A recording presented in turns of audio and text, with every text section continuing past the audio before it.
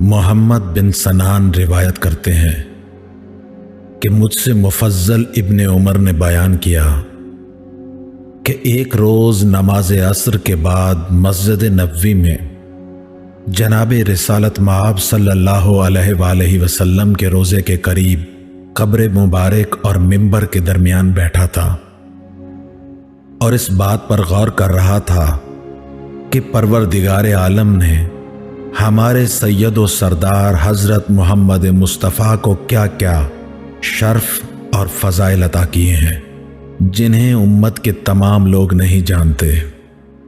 अभी मैं ये सोच ही रहा था कि एक दहरिया इब्ने अबिल औजा मस्जिद नबवी में दाखिल हुआ और मुझसे ज़रा फासले पर आकर बैठ गया। ज़रा देर गुजरी थी कि उसके साथियों में से एक और शख्स मस्जिद नबवी में दाखिल हुआ और इब्ने अबिल औजा के करीब आकर बैठ गया। वो दोनों आपस में बातें करने लगे। गुफ्तगू का आगाज इब्ने अबिल औजा ने किया और कब्र मुतहर की तरफ देखते हुए अपने साथी से कहने लगा, इस साहिब कब्र ने बड़ी इज्जत पाई, शर्फ बुजुर्गी के तमाम हिस्से इसने हासिल कर लिए और तमाम हालात में इसने बड़ा मर्तबा पाया। उसका साथी बोला, हाँ, वो मोहम्मद मुस्तफ़ा एक फलसफी था। उसने बड़े मर्तबे का दावा किया है और इस दावे पर वो मौजज़े भी लाया जिन्होंने आम अक्लों को हैरान कर दिया। अक्लमंदों ने उन्हें समझाने के लिए फिक्र के दरियाओं में गोते लगाए मगर नाकाम रहे। फिर जब उक़ला, फुसहा और दानिश्वरों ने उसकी दावत को कबूल कर लिया तो तमाम लोग फौज दर फौज उसके दीन में दाखिल होने लगे और जिन जिन शहरों तक उसकी दावत पहुंची वहां के इबादत खानों में अल्लाह के साथ उसका नाम पुकारा जाने लगा। इब्ने अबिल औजा बोला, मोहम्मद के जिक्र को छोड़ो, उनके मामले में मेरी भी अक्ल हैरान है और मेरी फिक्र को रास्ता नहीं मिलता। इस पर सोचो कि किस वजह से लोग जौक दर जौक मोहम्मद के दीन में दाखिल हो रहे हैं, यानी परवरदिगार आलम के बारे में बताओ कि आखिर वो भी कोई चीज़ है कि नहीं। मुफज्जल इब्ने उमर बयान करते हैं कि उसके बाद इब्ने अबिल औजा ने अशियाए आलम की इब्तिदा पर बात करना शुरू की और कहने लगा, ये सब चीज़ें किस तरह बनी। इसने इस बात पर ख़ास जोर दिया कि ये सब चीज़ें किसी ने नहीं बनाई, कोई इनका बनाने वाला और मुदब्बिर व मुस्लिह नहीं है, बल्कि ये आज खुद पैदा हो जाती हैं। हमेशा से ऐसा ही होता आया है। ये दुनिया इसी तरह चलती आई है और इसी तरह चलती रहेगी।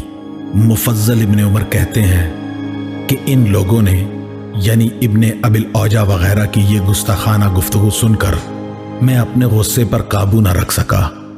मैंने उनको डांटा और कहा, अल्लाह के दुश्मनों, अल्लाह के दीन का इनकार करते हो, तुम उस ज़ात खालिक का इनकार करते हो जिसने तुम्हें इस अच्छी सूरत और बेहतरीन साख्त पर पैदा किया और तुम्हें एक हाल से दूसरे हाल में मुंतकिल करता रहा। यानी तुम ना थे और फिर हो गए, फिर बच्चे से जवान हुए, यहाँ तक कि तुम इस हालत में पहुँचे।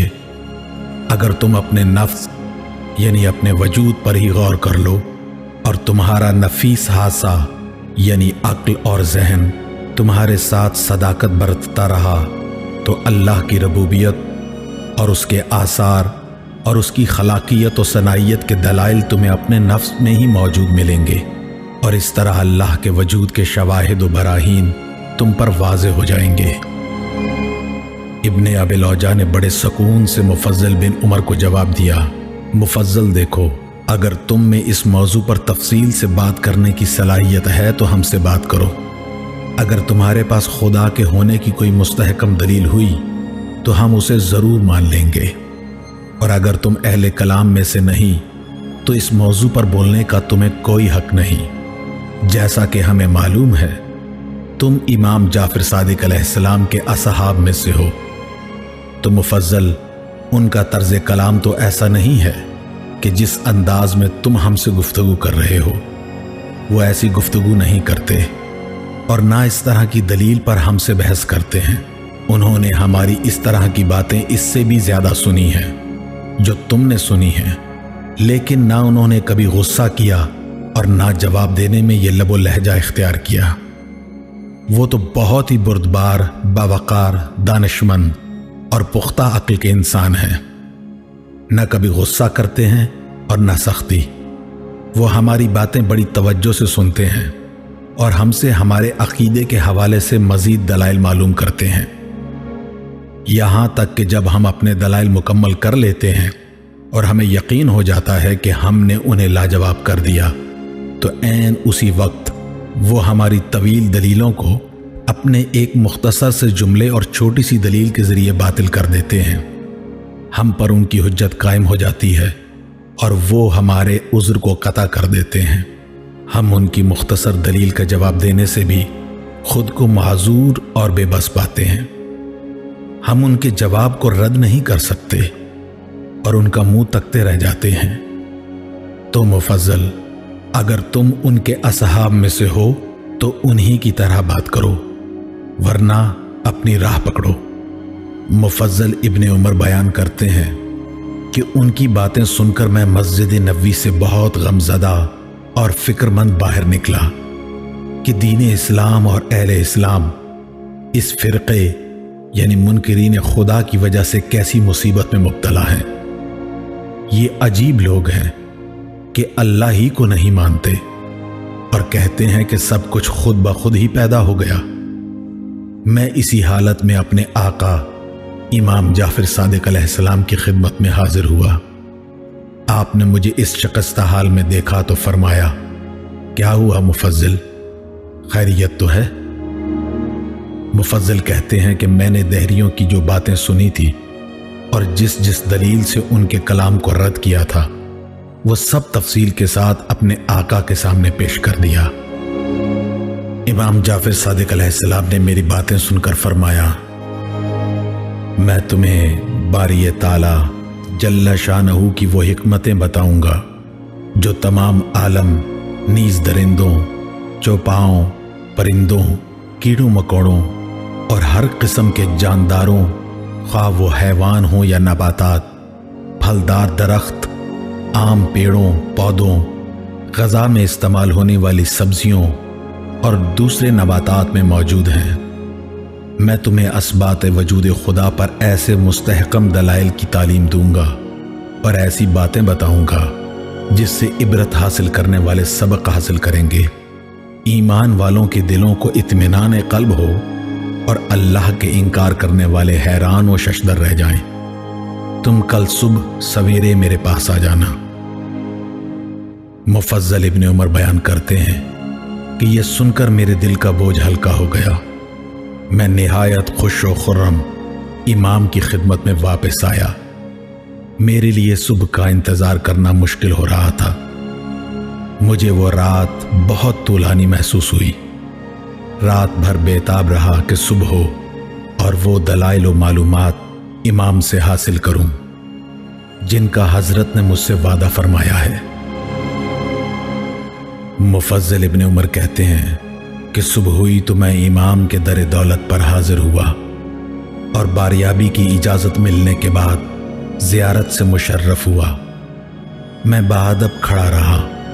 आपने मुझे बैठ जाने का हुक्म दिया तो मैं मुअद्दब होकर बैठ गया। फिर इमाम जाफर सादिक अलैहिस्सलाम अपनी जगह से उठे और उस कमरे की तरफ बढ़े जहां अक्सर तखलिया फरमाया करते थे। मैं भी अपनी जगह से उठकर खड़ा हुआ। आपने फरमाया, आ जाओ। मैं आपके पीछे पीछे चला। आप इस मखसूस कमरे में तशरीफ फरमा हुए और मुझे बैठने का इशारा फरमाया। मैं दो जानू होकर आपके सामने बैठ गया। आपने मेरे चेहरे की तरफ देखा और फरमाया, गोया मैं देख रहा हूं कि इंतजार के सबब गुज़श्ता रात तुम्हें बहुत तूलानी मालूम हुई। मैंने अर्ज किया, जी आका, ऐसा ही है। हम्दे बारी ताला के बाद इमाम जाफर सादिक अलैहिस्सलाम मुफज्जल इब्ने उमर से इस तरह गोया हुए, ऐ मुफज्जल, देखो अल्लाह ताला हमेशा से मौजूद है। इससे पहले कोई भी चीज न थी। उसकी जात हमेशा से है اور ہمیشہ باقی رہے گی۔ اس کی کوئی ابتدا اور انتہا نہیں۔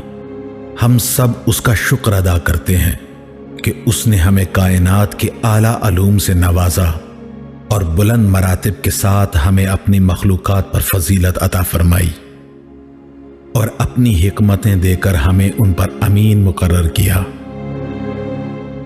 مفضل ابن عمر نے امام سے اجازت طلب کی کہ آقا، آپ جو کچھ فرما رہے ہیں کیا میں اسے لکھ لوں؟ امام نے اجازت دیتے ہوئے فرمایا، ہاں لکھ لو۔ اے مفضل، جو لوگ یہ سمجھتے ہیں کہ اس کائنات کا کوئی پیدا کرنے والا نہیں اور یہ سب کچھ جو زمین و آسمان میں ہے خود بخود پیدا ہو گیا ہے، تو دراصل یہ ان لوگوں کی محدود عقل کا قصور ہے، جبکہ حقیقت اس کے بالکل برعکس ہے۔ یہ لوگ اپنی کم علمی اور کم عقلی کی وجہ سے مخلوقات کی پیدائش میں اور ایک مخلوق سے دوسری مخلوق کے درمیان موجود رشتے کو سمجھنے سے قاصر ہیں۔ وہ اللہ کی اس حکمت اور صنعت کو بھی نہیں سمجھ پاتے جو اللہ تعالیٰ نے صحراؤں، میدانوں، سبزہ زاروں، سمندروں، دریاؤں اور پہاڑوں، ہموار اور ناہموار زمینوں میں پیدا ہونے والی طرح طرح کی مخلوقات، انسانوں، حیوانوں، پیڑ پودوں، ننھے منھے کیڑوں، معدنیات، جڑی بوٹیاں، ہواؤں، فضاؤں، بارش، سورج کے طلوع و غروب اور چاند اور ستاروں کی حرکت کرنے میں رکھی ہے۔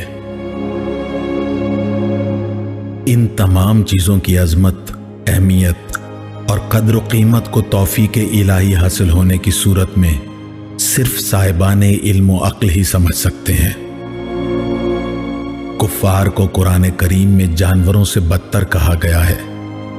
وہ اللہ تعالیٰ کی نشانیوں کو سمجھنے سے قاصر ہیں، بالکل اسی طرح جس طرح جانور صرف زندہ رہنے، اپنے کھانے پینے، افزائش نسل کرنے اور بھاگنے دوڑنے کے سوا کوئی کام نہیں کرتا۔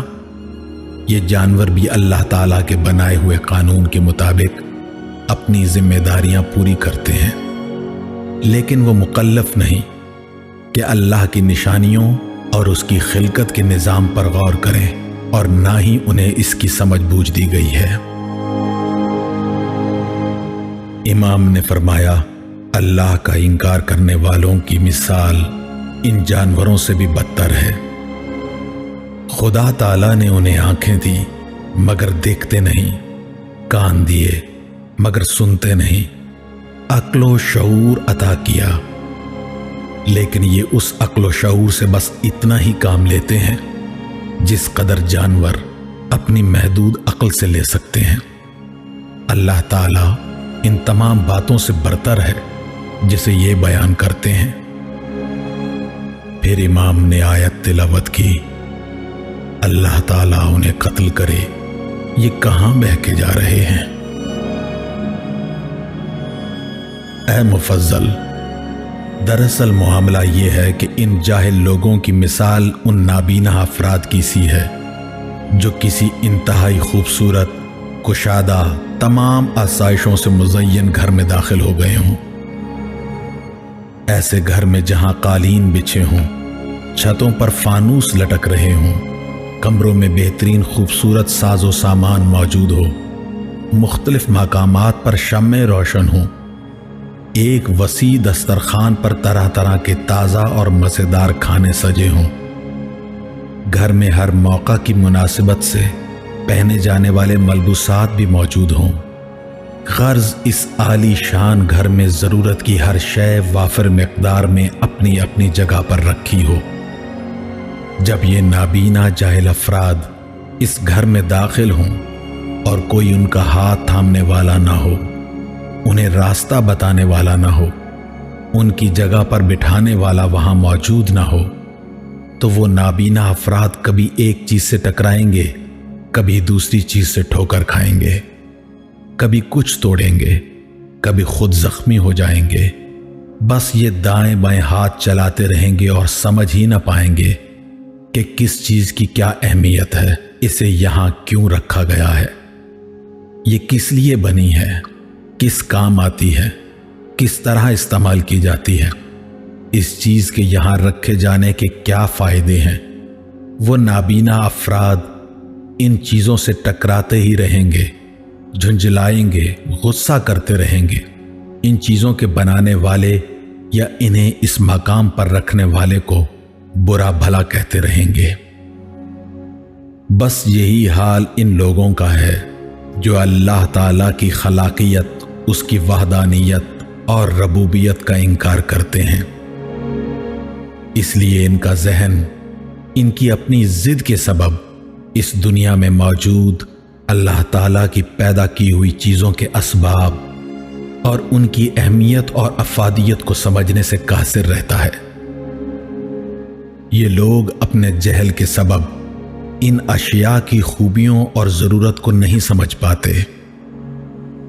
امام نے فرمایا، کم عقل، ضدی اور جاہل لوگوں کے برعکس جو لوگ حقائق کو سمجھتے نہیں ہیں یا سمجھنا ہی نہیں چاہتے، جس شخص کو اللہ تعالیٰ نے ان چیزوں کی معرفت عطا کی ہو، اسے اپنے دین کی طرف ہدایت دی ہو اور دنیا میں موجود مخلوقات کی تخلیق میں اللہ تعالیٰ کی مصلحت پر غور کرنے اور جن منصوبوں کے تحت یہ چیزیں بہترین طریقے پر پیدا کی گئی ہیں اسے سمجھنے کی توفیق دی ہو، تو ایسے شخص پر لازم ہے کہ وہ اللہ رب العالمین کی بہت حمد اور شکر ادا کرے اور اللہ تعالیٰ سے دعا کرے کہ اللہ نے اسے جو عقل و شعور عطا کیا ہے اور جو معرفت اور قوت بیان کی، جس صلاحیت سے اللہ تعالیٰ نے اسے سرفراز کیا، اللہ رحمان الرحیم اسے اس کے لیے قائم رکھے اور اس میں اضافہ فرمائے، کیونکہ وہ فرماتا ہے کہ اگر تم میرا شکر ادا کرو گے تو تمہیں اور زیادہ دوں گا، اور اگر میری نعمتوں کا انکار کرو گے تو جان لو کہ میرا عذاب بہت سخت ہے۔ اے مفضل، دیکھو، اللہ تعالیٰ کے وجود کی پہلی دلیل تو یہ کائنات ہی ہے جو ہمارے ہر طرف پھیلی ہوئی ہے۔ ذرا غور تو کرو کہ اس کے اجزاء کس طرح ترتیب دیے گئے، یہ اجزاء کیا ہیں، کہاں سے آئے۔ اگر تم اس کائنات یعنی سورج، چاند، ستاروں، کہکشاؤں، پھر ان سب کی نپی تلی حرکت پر غور کرو اور ایک ایک چیز کو الگ الگ کر کے سمجھنے کی کوشش کرو تو تمہیں معلوم ہوگا یہ سب کچھ ایک اعلیٰ ترین ذات کا پیدا کردہ ہے، یعنی ایک طے شدہ منصوبے کے تحت ایک خاص مدت کے لیے پیدا کیا گیا ہے۔ امام نے فرمایا، اے مفضل، تم اس زمین کی نسبت سے دیکھو اور غور کرو تو تمہیں معلوم ہوگا کہ یہ کرۂ ارض ایک ایسے مکمل مکان کی طرح ہے جس میں وہ تمام چیزیں موجود ہیں جن کی بندوں اور دوسری مخلوقات کو ضرورت ہو سکتی ہے۔ مثلاً زمین گول ہونے کے باوجود ایک فرش کی طرح ہموار ہے، آسمان کسی چھت کی مانند ہے، اور اس آسمان میں سورج، چاند، ستارے اس طرح موجود رہتے ہیں جیسے مکان میں بہت سے چراغ ہوں اور موقع اور مناسبت سے روشن ہوتے ہوں۔ معدنیات اور جواہرات زمین کے اندر اس طرح پوشیدہ ہیں جیسے مکان میں خزانے اور مختلف چیزوں کے ذخیرے ہوتے ہیں۔ ان سب کے علاوہ ضرورت کی ہر شے، روشنی، ہوا، پانی، اناج، سبزیاں، گوشت اور لباس فراہم کرنے والی اشیاء اپنی اپنی ضرورت کے مطابق یہاں موجود ہیں، اور انسان اس دنیا میں ایسا ہے جیسے اس مکان کا مالک اور آقا، جس کے قبضے میں اس مکان میں موجود تمام چیزیں ہیں۔ ان میں کوئی چیز حیوانات کی غذا ہے، کوئی انسان کے لیے دوا، کوئی چیز زینت و آرائش کے لیے، کوئی جانوروں کی دوا، کوئی انسان کی غذا، کوئی چیز صرف پرندوں کے لیے، کوئی چیز چرندوں کے لیے۔ قابل توجہ بات یہ ہے کہ یہاں ہر چیز کی ایک خاص مقدار ہمیشہ مہیا رہتی ہے۔ امام نے فرمایا، اے مفضل، دنیا کے ماحول میں یہ حسن ترتیب اس بات کی واضح دلیل ہے کہ یہ دنیا و کائنات اور اس میں موجود مخلوقات، حیوانات، نباتات، جمادات کا کوئی پیدا کرنے والا ہے، اور مخلوقات کی ہم آہنگی یہ ثابت کرتی ہے کہ ان سب کا پیدا کرنے والا ایک ہی ہے، جس نے مخلوقات کو ایک خاص مقدار اور معین شدہ منصوبے کے تحت پیدا کیا، انہیں ایک دوسرے سے ہم آہنگ کیا، ایک دوسرے کی ضرورت بنایا۔ اگر اس دنیا کے پیدا کرنے والے ایک سے زیادہ ہوتے تو نظام کائنات میں یہ ہم آہنگی کسی صورت بھی برقرار نہ رہ سکتی۔ دیکھو مفضل، جیسا کہ میں نے اپنی گفتگو کے آغاز میں کہا تھا کہ اللہ کی ذات کا انکار کرنے والے اگر خود اپنے ہی وجود پر غور کر لیتے تو اللہ تعالیٰ کے ماننے پر مجبور ہو جاتے، لیکن محدود سنی سنائی اور ناقص معلومات اور اپنی بات پر جمے رہنے کی ضد کے سبب وہ اللہ تعالیٰ کے وجود کے خلاف روز نت نئی ناقص دلیلیں قائم کرتے ہیں۔ اب میں تمہارے اور اہل ایمان کے سمجھانے اور ان کے ایمان میں اضافے کے لیے وجود انسانی کی خلقت اور جسم انسانی کی تخلیق اور بناوٹ اور اس میں پوشیدہ اللہ تعالیٰ کی حکمت اور مصلحت کو بیان کرتا ہوں۔